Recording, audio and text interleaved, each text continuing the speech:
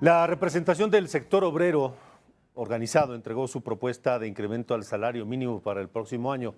Quieren 30.6% de aumento y pide que se aplique para todos los ingresos profesionales. Ante la Comisión Nacional de Salarios Mínimos, este organismo dice que los avances recientes a la paga mínima, al salario mínimo, no han sido suficientes para restaurar la capacidad económica que han perdido los trabajadores. Sobre este tema, saludo al maestro Arturo Huerta, economista de la Universidad Nacional Autónoma de México. Gracias por estar aquí nuevamente. Arturo, gracias y buena tarde. Al contrario, Alejandro, muchas gracias por la invitación. Buenas tardes. Pues parece que esta carrera es de nunca acabar entre los salarios y la carestía.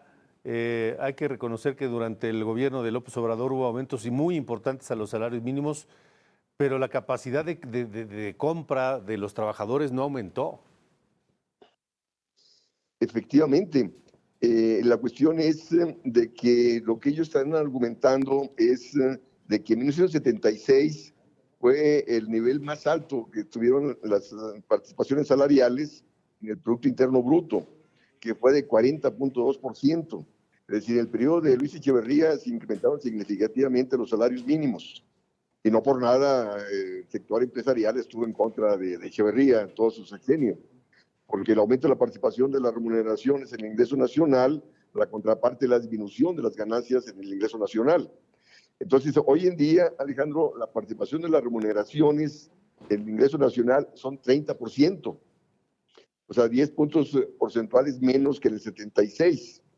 Y de hecho, reconocen que en el sexenio pasado sí hubo un incremento del salario mínimo, y de hecho la participación de las remuneraciones pasaron de 26.2% al 30%. Dice, pero esto no fue suficiente para compensar la pérdida de salarios que los trabajadores perciben, vaya. Y luego también eso que señalabas, de que están planteando ellos un incremento generalizado a todos los trabajadores, porque los incrementos salariales solamente se han circunscrito al salario mínimo y no al resto de los trabajadores.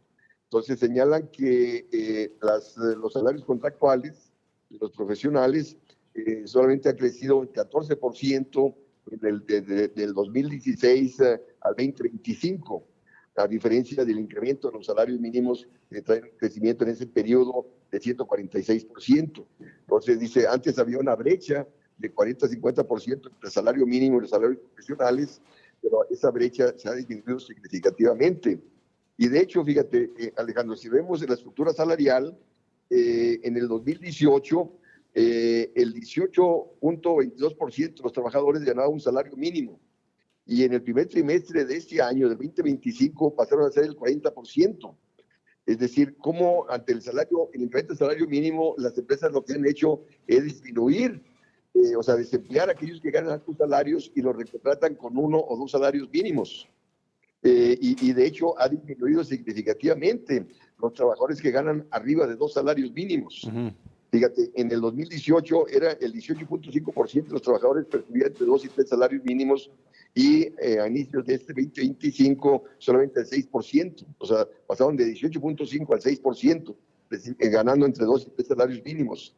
Y si vemos aquellos que ganan entre 3 y 5 salarios mínimos, a inicios del 2018 eran el 12.7% de la población ocupada. En cambio, hoy en día es solamente el 2.3% de la población ocupada. Es decir, se ha depauperado la estructura salarial. Y de ahí que ellos mencionan de que el incremento del salario mínimo debe ser para todos. Ahora, ¿a qué se debe que la capacidad de gasto, la capacidad económica de muchos mexicanos, a pesar de haber recibido estos aumentos salariales, no ha mejorado?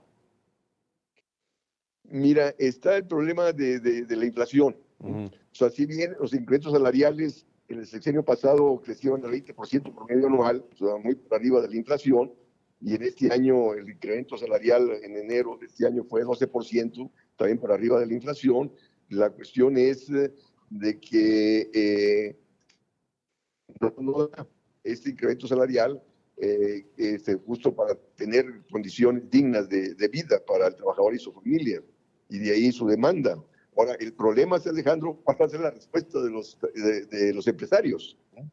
Sí. ¿Se puede romper este círculo vicioso de aumentos salariales, aumento de la inflación y así permanentemente? Mira, ¿qué van a decir los empresarios? Que no hay condiciones para ese incremento del 30.6% de incremento salarial que piden los trabajadores, porque estamos en un contexto de desaceleración de la actividad económica.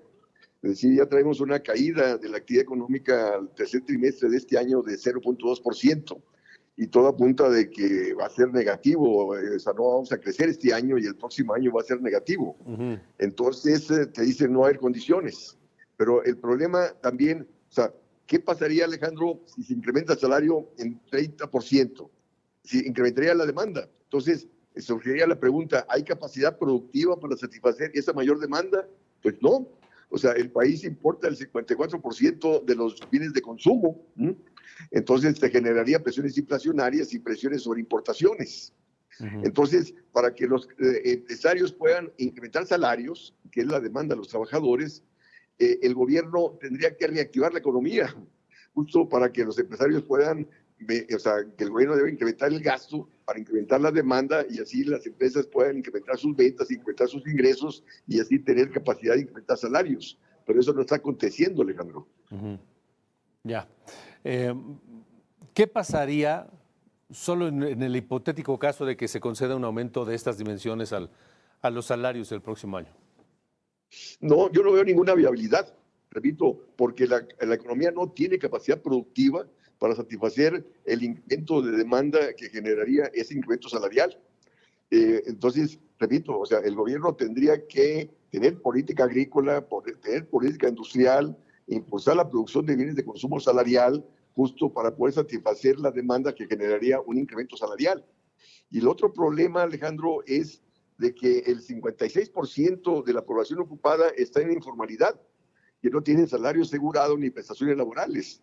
Y esta informalidad del 56% te presiona a la baja los salarios, porque el mismo empresario va a decir, claro, no, no te voy a otorgar ese salario y te desocupo y empleo a otros que están dispuestos a ganar menos.